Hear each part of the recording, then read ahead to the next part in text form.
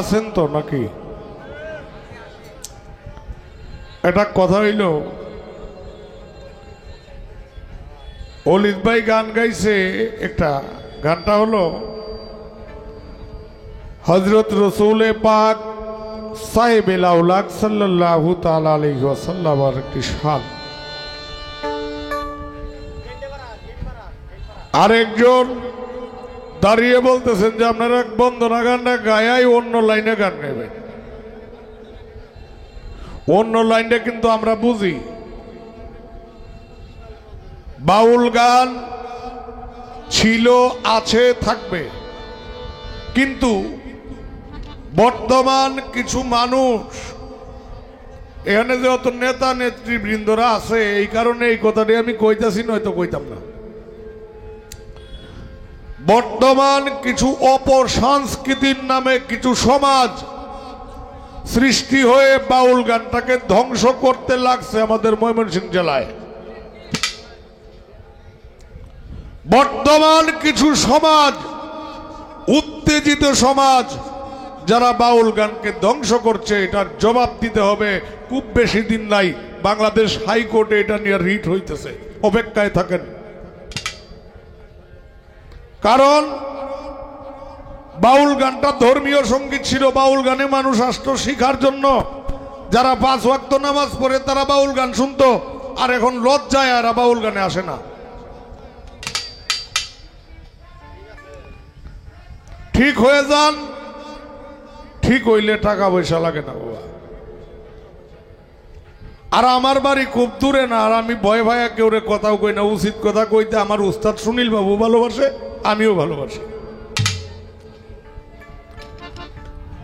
কি সুন্দর একটি গান করেছেন, পবিত্র কালামে কুদরতি কলমে নামের সাথে লেখা নাম লা ইলাহা ইল্লাল্লাহ, আর একটা নাম কি মুহাম্মাদুর রাসূলুল্লাহ। গানটা কি কোনো জায়গায় কোনো অবস্থায় খারাপ হয়েছে আপনারা বলেন তো? যাই হোক, ধন্যবাদ জানাই। আজকে যে দরবারে এসেছি হযরত কডুসা রহমতুল্লাহ আলাইহির দরবার। এখান থেকে আমি হাওলাপুরি একটি শান করব, কারণ আমি যেহেতু হাওলাপুরীর বায়াত, আর এই দরবারটাও হাওলাপুরের। কি বলেন? এরপর দেখা যাক কি করা যায়। পালাগান যদিও না দিছে অলিদ ভাই, আচ্ছা যাই হোক, যেটা হয়ে গেছে শেষ, রাত্রেও বেশি, যে কারণে দিছে না। না দিলে অসুবিধা নাই, আমরা তো একটু কথা বলতে পারবো, অসুবিধা নাই। এইটা এরকম নিষেধ করছে না, কইছে কথা একটু কম কোনে লেখার। কি আর করুন দেব, করে এটা সালাইয়া দেই না।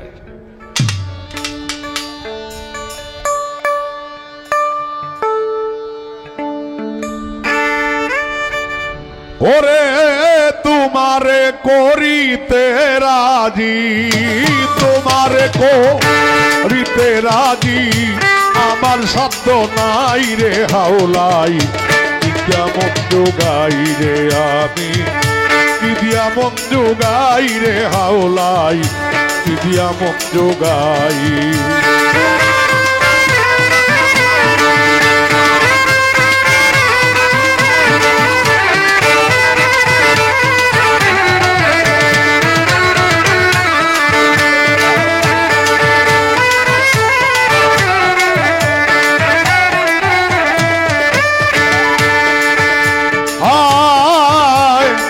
যাইল যে জন পাইল রাজ্য সিংহাসন,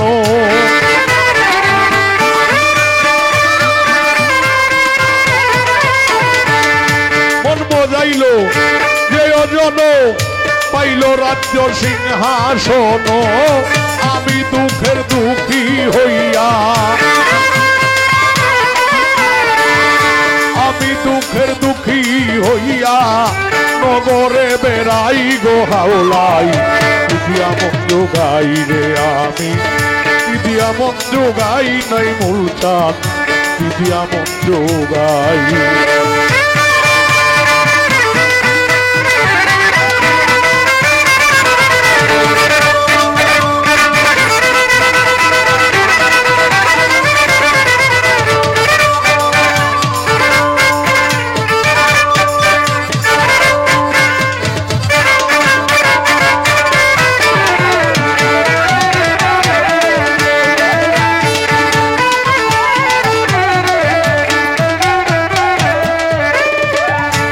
বুঝিলাম কপালের ফেরে দুঃখ আমার যায় না দূরে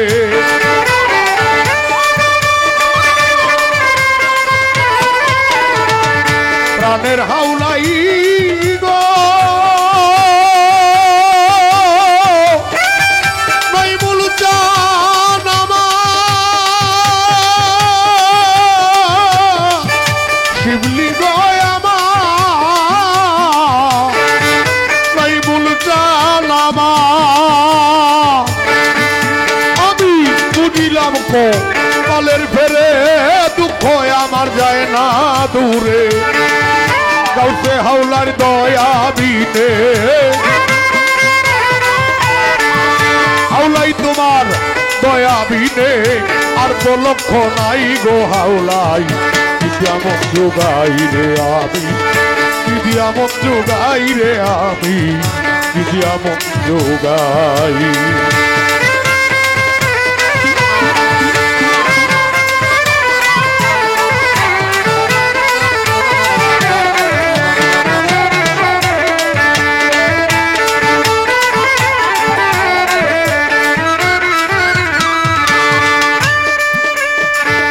সকল ভাবে হইলাম হীন কিভাবে কাটাইব দিন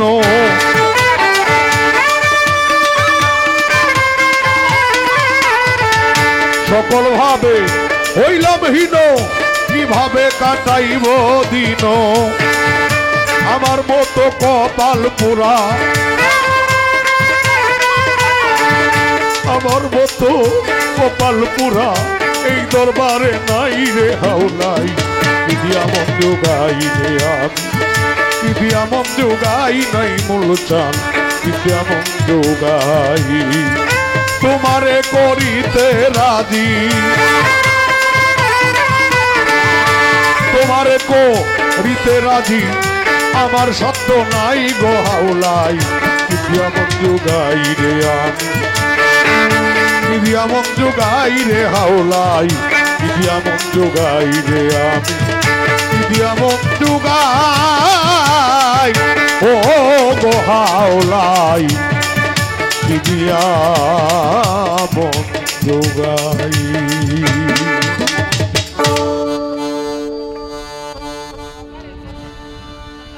ধন্যবাদ জানাই একটি গান করলাম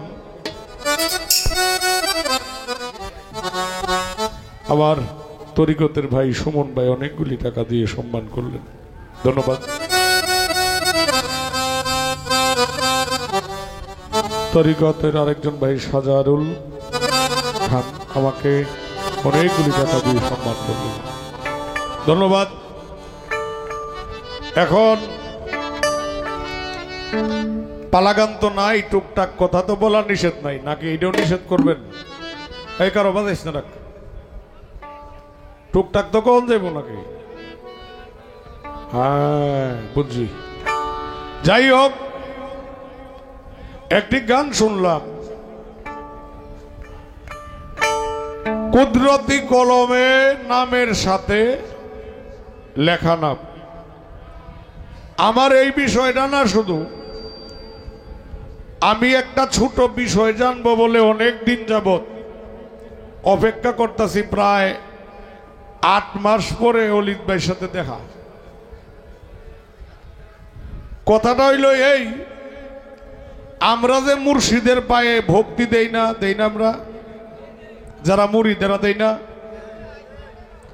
কুরআন শরীফে সূরা ইউসুফে সেজদার বর্ণনা আছে না সেজদার বর্ণনা সূরা ইউসুফে আছে ইয়াকুব নবী যখন ইউসুফ নবীকে বের করে দিলেন ইউসুফ মিশরের বাদশাহ হলো ইউসুফের 10-11 ভাই সহ মাতা পিতা সহ সম্মান সূচক সেজদা করেছিলেন তাজিমি সেজদা ইউসুফকে আমি জানতে চাই আদম থেকে ঈসা রুহুল্লাহ পর্যন্ত যে নবী আইছে এই নবী যখন চলে গেছে তখন তার ধর্মও কিন্তু অন্যরকম হয়ে গেছে যেমন আল্লাহ লেখছে আলিফ লাম মিম জালিকাল কিতাবুল লা রাইবা ফিহি হুদাল লিল মুত্তাকিন আমি মুত্তাকিনদের জন্য এমন একটি কিতাব নাজিল করিয়াছি যাহাতে কোনো সন্দেহ নাই। আমি জানতে চাই ইউসুফ নবীর বিষয় নিয়ে সেজদা কোরআন শরীফে আছে, আপনি যদি জানেন। আমরা তো ইউসুফ নবীর উম্মত না, আমরা কার উম্মত? হযরত মুহাম্মদ সাল্লাল্লাহু আলাইহি সাল্লামের উম্মত নাকি? হ্যাঁ, তাইলে আমি জানতে চাই হযরত মুহাম্মদকে কি কোনো সাহাবারা সেজদা করছিল কিনা। যদি কোনো দলিল থাকে আজকে থেকে আমরাও সেজদা করব, নয়তো করব না। গান তো শুনবেন না, কয় ভালা গান শুনবো না, কিন্তু কিছু গুরুত্বপূর্ণ কথা আপনাদেরকে শোনাবো। ধন্যবাদ। এটা নিয়ে বর্তমান প্রেক্ষাপটে ভালো একটা মারামারি চলতেছে, চলে না? ধন্যবাদ।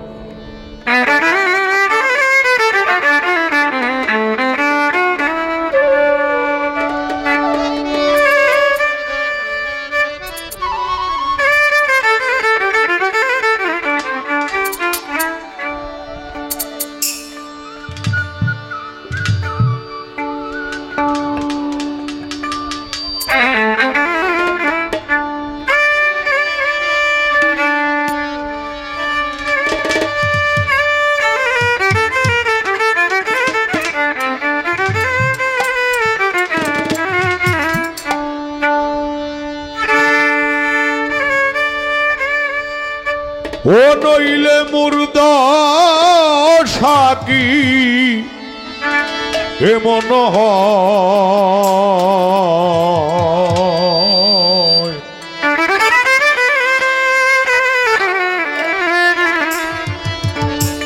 কদুষায় আমি ওই চরণে দাসে যোগ্য নই। ও দয়াল ওই চরণে দাসে যোগ্য মোর দশা কি এমন হয় নইলে,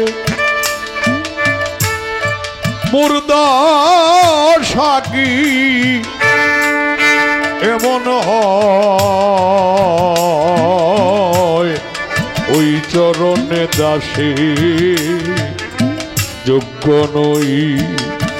দয়ালা আমি ওই চরণে দাসে যোগ্য নই।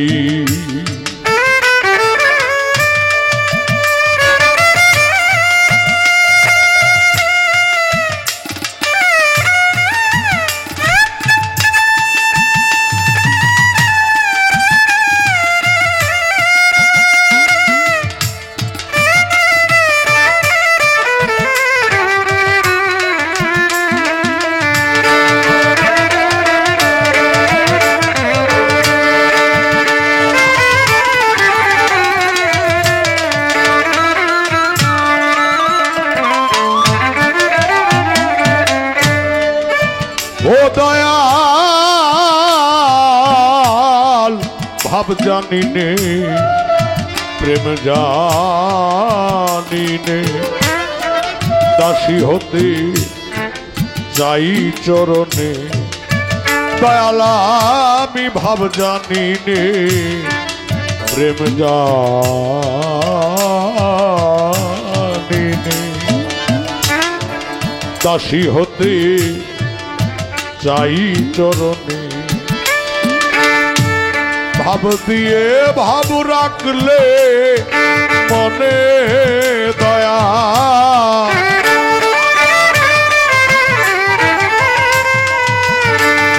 তুমি ভাব দিয়ে ভাব রাখলে মনে সেই সে রাঙা চরণ পায়। ওই চরণে দাসের যোগ্য নই।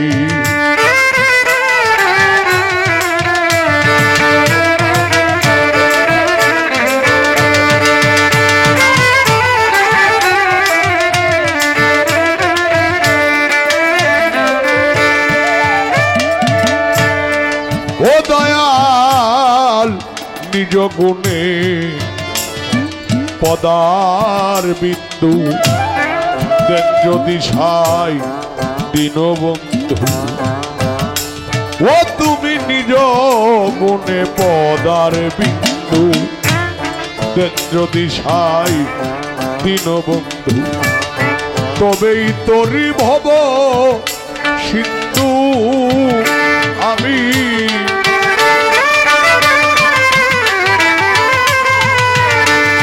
ওরে তবেই তোরি ভব সিন্ধু নইলে না দেখি উপায় ওই চরণে দাসীর যোগ্য নই দয়াল আমি ওই চরণে দাসীর যোগ্য নই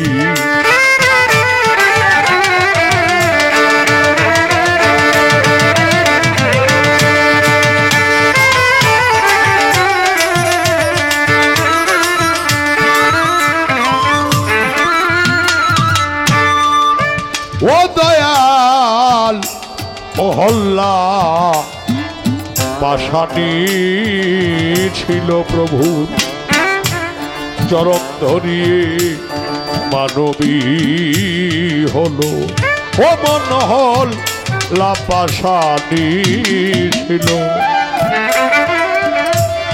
প্রভুর চরণ ধরে মানবী হলো ফকির লালন পথে পরে রইল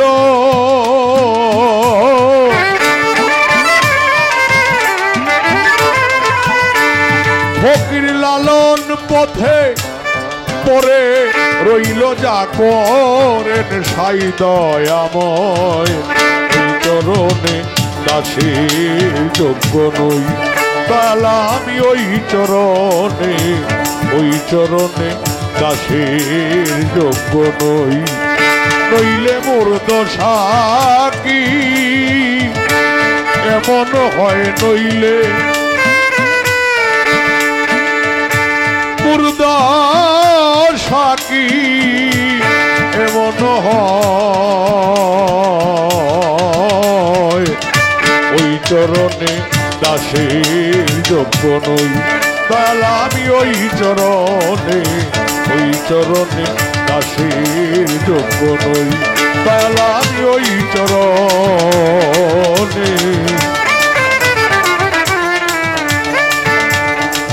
চরণে দাসীর যোগ্য নই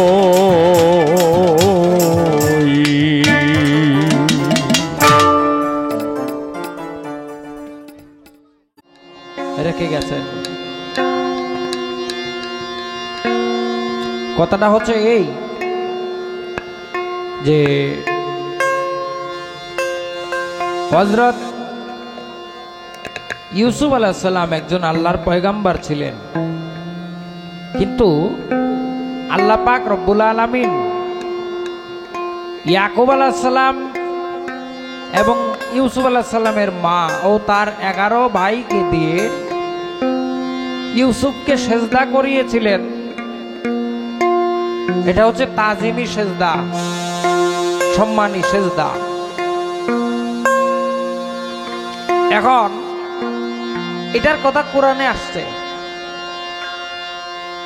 ওনার জিজ্ঞাসা যে ভাই এটা তো ইউসুফ আলাইহিস সালাম এই সেজদা ইউসুফকে আল্লাহ পাক করিয়েছিলেন, আমরা তো ইউসুফ আলাইহিস সালামের উম্মত নই, আমরা মুহাম্মদুর রাসূলুল্লাহ সাল্লাল্লাহু আলাইহি ওয়াসাল্লামের উম্মত। আর মুহাম্মদ সাল্লাল্লাহু আলাইহি ওয়াসাল্লাম ইউসুফ আলাইহিস সালাম থেকে অনেক বড়, তিনি সকল নবীগণের নবী, স্বয়ং আল্লাহ পাকেরও নবী। আল্লাহ পাক যার শানে দরুদ পড়েন সর্বদাই ফেরেশতা কুলকে সঙ্গে নিয়া। এখন ওনার জিজ্ঞাসা যে হুজুরকে কি কোনো সাহাবী সেজদা করেছিল? যদি সেজদা করে থাকে তাহলে আমরা আমাদের মুর্শিদকে সেজদা করব, তাজিমি সেজদা। আর যদি না করে থাকে তাহলে তো এটা করা যায় না। আসলে হাকিকত কি এখানে? ভাই আমি তো কি কথা বলবো আজকে,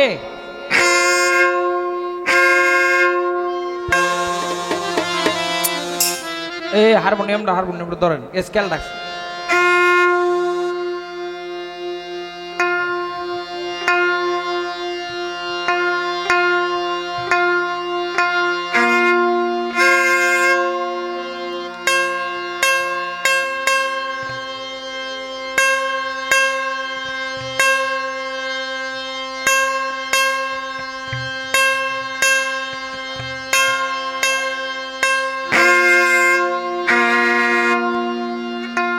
আচ্ছা আমি একটা গান করি আগে, তারপরে কথা। না না না এটা আজকে না। যাই হোক, আর একটা কথা আমি শুনলাম আগে যখন বসা ছিলাম, একজন মুরব্বী বললেন, আপনারা আপনাদের গান করবেন না, আপনারা উকিল মুন্সি সাহেবের গান, জালালউদ্দিন, রশিদউদ্দিন, সাধক মনমোহন দত্ত, ইনাদের গান করবেন। দেখেন আমরা আমাদের, আপনি যে যে গায়কদের কথা বললেন ওনারা আমাদের উত্তরসূরি ছিলেন, আমাদের অনুসরণীয়, আমাদের মাতার তাজ। আমরা ওনাদেরকে শত সহস্রবার সম্মান, শ্রদ্ধা, প্রণাম, ভক্তি জানাই। কিন্তু একটা কথা আপনি মাথায় রাখবেন, যিনি এই কথাটা বলছেন, বাউল স্রষ্টা রশিদউদ্দিন, যিনি নেত্রকোনা মালজুরা বাউল গান প্রচার প্রসার করেছেন, তার প্রায় 2000-এর উপরে গান আছে নিজের স্বরচিত। এই রশিদউদ্দিন সাহেবের ছাত্রই জালালউদ্দিন খাঁ সাহেব, উকিল মুন্সি সাহেব। আচ্ছা আপনারা একটু বলেন তো, রশিদউদ্দিনের গান গায়া সারা জীবন কি উকিল মুন্সি কাটাইতে পারতো না? পারতো না? উনার নিজের এত গান কেন রচনা করতে হয়েছে? রশিদউদ্দিন সাহেব কি কোনোদিন উকিল মুন্সিরে বলছেন, এই উকিল আমার 2000 গান থাকতে তোর আবার গান রচনা করতে হয় কেন? আমাদের জালালউদ্দিন খাঁ সাহেব, উনারও প্রায় 1000-এর উপরে গান, আমি সঠিক সংখ্যাটা জানি না। তো একটা কথা হচ্ছে এরকম না ভাই, যে আমাদের পূর্ববর্তী গায়করা যে গান রচনা করে গেছেন উনাদের গান গাইতে হবে, এছাড়া কোনো গায়ক তার মধ্যে যদি সেই গুণ থাকে, আল্লাহ পাক দান করে থাকেন, তাহলে সে নিজে রচনা করতে পারবে না, এমন কোনো বিধান আমাদের বাউলের সংবিধানে লেখা নাই। এরকম না, উনাদের গানও গাইতে হবে, আর নিজে যদি রচনা করে গাওয়ার মতো শক্তি তাকে মালিক দিয়ে থাকেন, নিজে রচনা করতে পারবে, গান করতে পারবে, এটার বিধান আছে। তো এইগুলি অপ্রাসঙ্গিক কথা, আপনার যদি স্বাদ হয় বা শখ হয়, তাছাড়া আপনারা না বললেও আমাদের পূর্ববর্তী সাধক যারা ছিলেন, মরমী সাধক, তাদের গানও আমরা করব। তো আমি আগে যখন দাঁড়িয়েছিলাম তখন আমাদের সভাপতি সাহেব এবং সজল আরেকজন ভাই মিলন সাহেব সম্ভবত, দুজনে 1000 টাকা আমাকে পুরস্কার করেছিলেন, ধন্যবাদ জানাই ওনাদেরকে। আর মাফ করবেন, আনোয়ার ভাই যে প্রশ্নটি করেছিলেন আমার কাছে, যে আমাদের নবী করিম রউফুর রহিম হুজুরে আকরাম সাল্লাল্লাহু আলাইহি ওয়াসাল্লাম, ওনাকে কি কোনো সাহাবী সেজদা করেছিলেন? হ্যাঁ ভাই, উনাকে সেজদা করা হয়েছিল এমন অনেক দলিল আছে। তো আজকে তো পালা নাই, কথা কম বলতে হবে, না হয় আমি ওই যে সূরা ইউসুফের শানে নজুল ধরে ধরে একবারে আদম সফিউল্লাহ থেকে মানুষ অর্থাৎ পীর মুর্শিদকে সেজদা দেওয়া যায় যে এটা সাবেত করতাম আপনার সামনে আজকে, কিন্তু আমার হাতেই সময় নাই। তবু আমি বাধা, কমিটির নিয়মে শৃঙ্খলে বাধা। তবু আপনি প্রশ্ন যেহেতু করেছেন ভাই, আমি একটু বলি, আপনারাও শুনেন, এটা কাজে লাগবে যারা তরিকতপন্থী মানুষ। রাসূল পাক সাল্লাল্লাহু আলাইহি ওয়াসাল্লামের দরবারে একদিন এক ব্যক্তি আসলেন, এসে বলছেন, হুজুর আমি একটা মান্যত করেছিলাম। নবীজি বললেন, কি মান্যত? এই ব্যক্তি বলল, আমি মান্যত করেছি এবং স্বপ্নে দেখেছি যে আপনি এক যুদ্ধ হইতে ফিরে এসেছেন, তখন আমি আপনাকে সেজদা করতেছি। তখন নবীজি বললেন, তুমি স্বপ্ন যেহেতু দেখেছো, তুমি তোমার ইচ্ছা। মাফ করবেন, হুজুর বললেন, তাহলে এখন তোমার কি ইচ্ছা? এই ব্যক্তি বলেন, ইয়া রাসূলুল্লাহ, আপনি যদি অনুমতি দেন তাহলে আমি স্বপ্নে যাহা দেখেছিলাম তাহা করিতে চাই। আপনারা বুঝতে পেরেছেন এই ব্যক্তি স্বপ্নে কি দেখেছিল? এই ব্যক্তি স্বপ্নে দেখেছিল নবীজিকে সেজদা করছে। তখন তিনি বললেন যে হুজুর আমি স্বপ্নে দেখেছিলাম আপনাকে সেজদা করছি। তখন নবীজি বললেন, তুমি স্বপ্নে যাহা দেখেছো তাহা পুরা করো। তখন এই সাহাবী হুজুরের কপাল মোবারকে সেজদা দিয়েছিল। এটা বহু কিতাবে এসছে, সহিহ সনদে হাসান সূত্রে খুব কম বর্ণনা হয়েছে, বেশিরভাগ সহিহ সূত্রে বর্ণনা হয়েছে। এই আপনার মুসান্নাফে আবি সাহেবা এবং মুস্তাদরাকে হাকিম আরো অন্যান্য কিতাবে এটা আসছে। আর তফসিরে দুররে মনসুরের মধ্যে জালালউদ্দিন সিয়ুতি রহমতুল্লাহ আলাইহি তিনি সূরা বনি ইসরাইলের তফসির করতে গিয়া বলেছেন যে নবী করিম সাল্লাল্লাহু আলাইহি ওয়াসাল্লাম যেদিন মেরাজ শরীফ থেকে ফিরে এসেছিলেন, হুজুর বিবি উম্মে হানির ঘর থেকে মেরাজে গিয়েছিলেন। নবীজি মেরাজ থেকে ফিরে আসার পরে তিনি মনস্থির করলেন যে আমি যে মেরাজে গিয়েছি, আমি যা যা দেখেছি তাহা মানুষের কাছে প্রচার করব। তখন বিবি উম্মে হানি উনাকে বললেন, ইয়া রাসূলুল্লাহ, মক্কাতে মানুষ মুসলমান হয়েছে বেশি দিন হয় নাই, এরা নব্য মুসলমান, নতুন মুসলমান। এখন আপনি মেরাজে গিয়ে যা দেখেছেন এটা তো দুনিয়ার কোনো মানুষের পক্ষে দেখা সম্ভব নয়, কল্পনা করাও সম্ভব নয়। আপনি যদি আজকে মানুষের কাছে এই কথাগুলি বর্ণনা করেন, তাহলে যারা ইসলাম ধর্ম গ্রহণ করেছে তারা ধর্ম ছেড়ে দিতে পারে, তারা ধর্মান্তরিত হয়ে যেতে পারে। যারা নতুন মুসলমান, এখনো ঈমান পুক্তা হয় নাই, এরা এখনো আপনাকে চিনতে পারে নাই, এরা আপনার এই কথাগুলি শুনলে এদের মস্তিষ্কে ধরবে না, এরা বিশ্বাস করবে না। আমার আশঙ্কা এরা আবার পূর্বে যেখানে ছিল সেইখানে ফিরে যেতে পারে। কিন্তু বিবি উম্মে হানি উনার জ্ঞান থেকে এই কথা বলছেন। আল্লাহ রসুলের বেদ আল্লাহ রসুল জানেন। নবীজি বললেন, না, তুমি যে কথা বলেছো সেটা হতে পারে না। আমি আল্লাহর নিকটে গিয়েছি, আমি যা যা দেখেছি সত্য আসমানে আর সে আজিমে, তাহা মানুষের কাছে অবশ্যই বর্ণনা করব।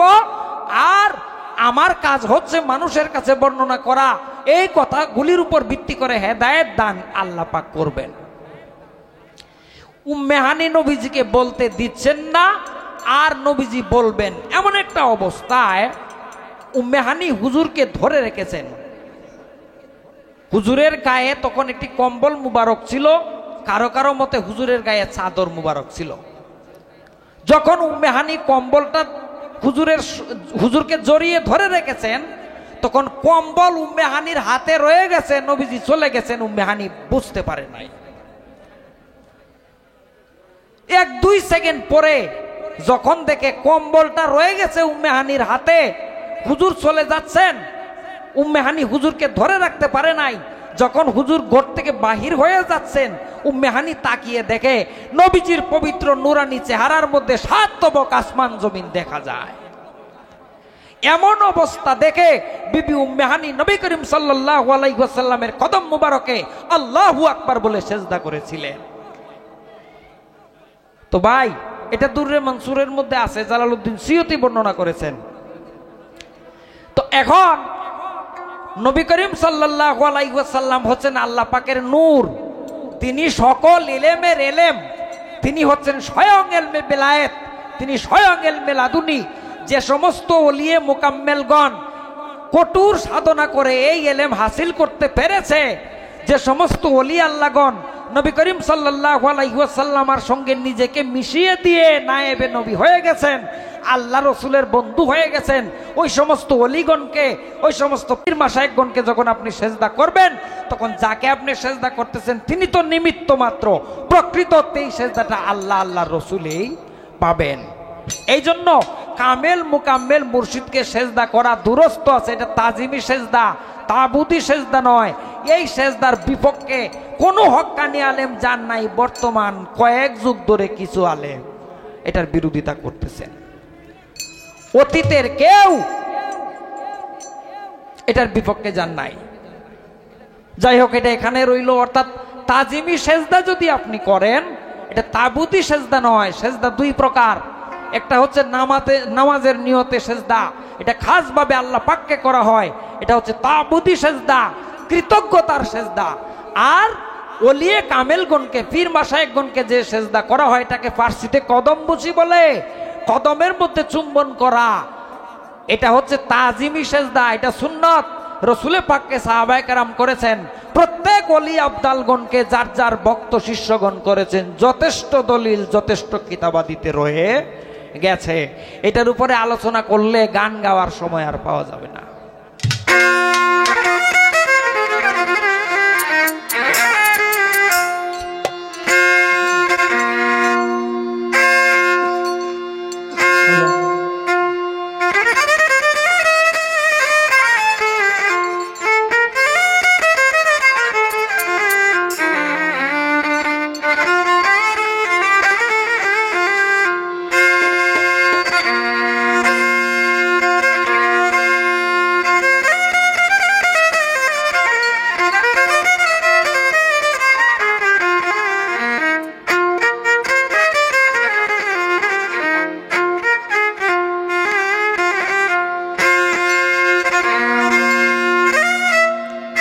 কঠিন বন্ধুরে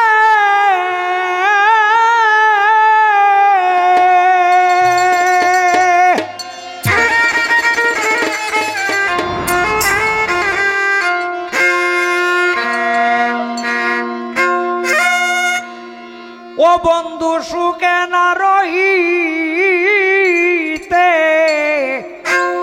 দিলে ঘরে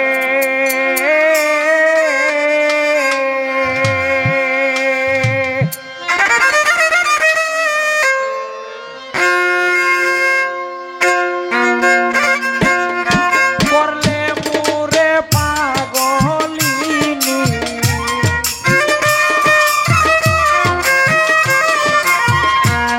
করলে মুরে পাগলিনী তাই কাঁদে শান্তরে রে বন্ধু।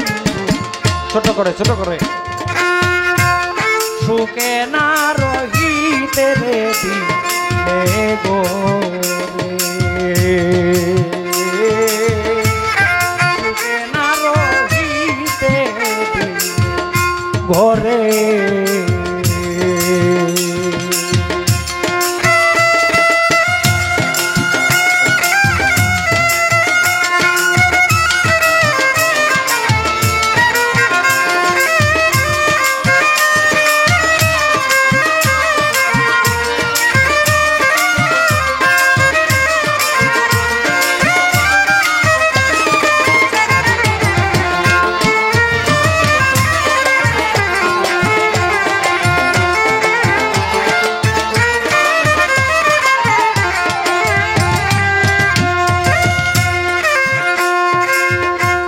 কহিতে পান জ্বর ফাটে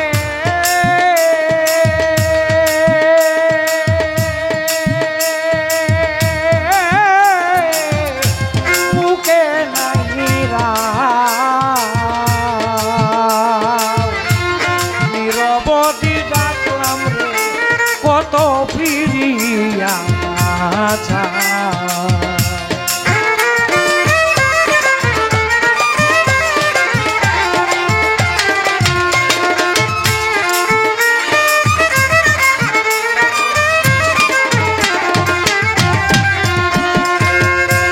কহিতে পান জ্বর ফাটে মুখে নাহিরা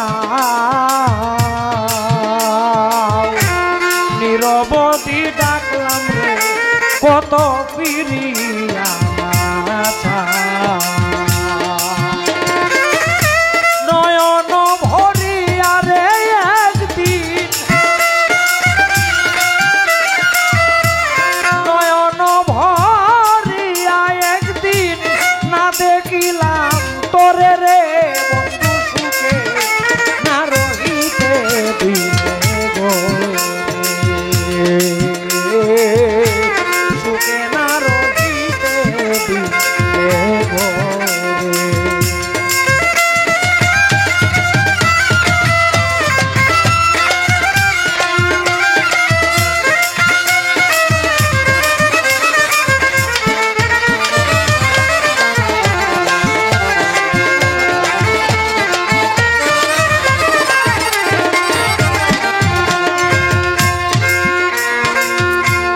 বসন্তে কো কিলার রবে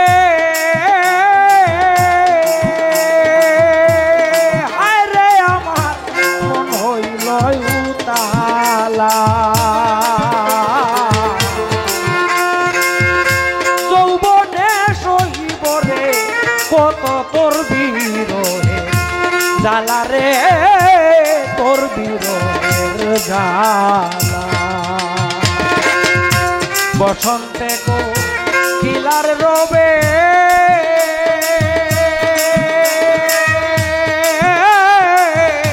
মন হইল উতালা যৌবনে সহিব রে কত তোর বিরহের জ্বালা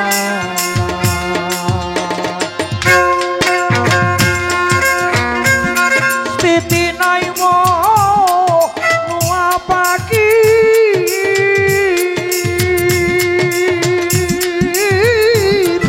স্থিতি নাই নোয়া পাখি এই দেহের ভিতরে রে বন্ধু সুখে না রহিতে রে দিলে ঘরে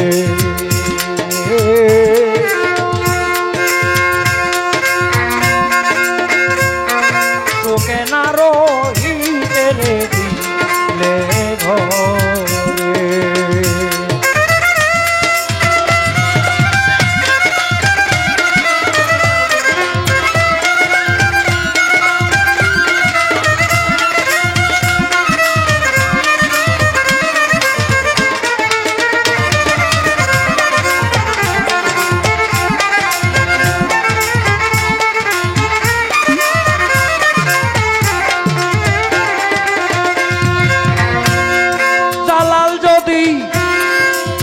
যদি জানতাম তোমার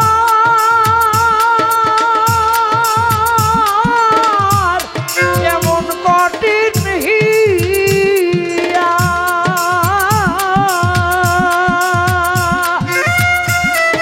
নগরে না হইতাম রে দোষী আমার সকল দিয়া রে বন্ধু আমার সকল দিয়া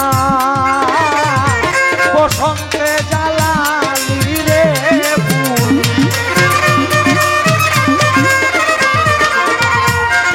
বসন্তে জ্বালালি রে ফুল ফুইটা ফুইটা ঝরে রে বন্ধু সুখে না রহিতে রে দিলে ঘরে সুখে না রহিতে রে ঘরে